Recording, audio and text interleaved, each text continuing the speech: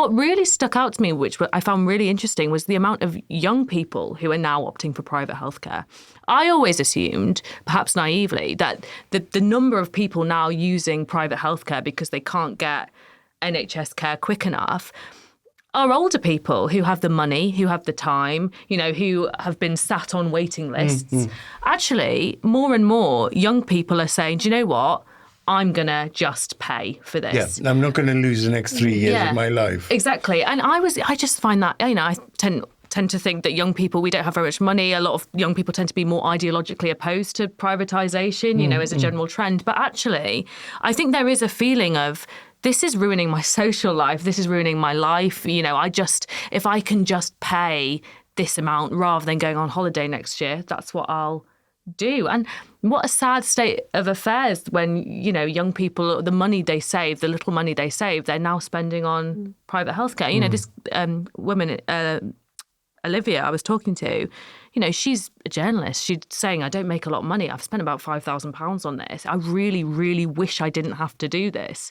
But I feel like I have no choice. And it's like, can she go out and be a normal woman and spend time with her friends?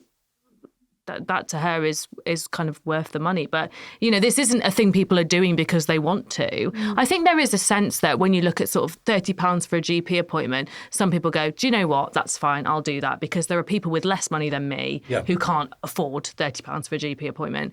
But I do think the number of people who feel happy about using private healthcare isn't that large. It's almost just become a necessity. Yeah, it also feels like because of all the delays in the system, there's a lot of gatekeeping going on. Like the practice will not let you see the doctor until you've seen a nurse. And then the doctor will not refer you to a specialist until you've been back 3 times. That's definitely happening for younger people. So when I wrote a little bit about this last year, and one of the interviews I did was with Chris Thomas, who is a researcher at IPPR, who did a whole piece of research on this. And he found that the motivation for opting out differed among age groups.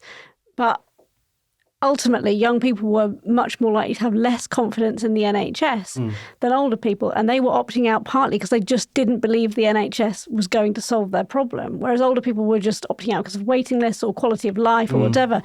And one of the reasons for that might be that young people haven't had as many years of contact with the NHS. So, and post-COVID, the service is definitely being rationed, which means young people are considered to be much less high risk. So they aren't getting those appointments. And so that confidence is further eroded.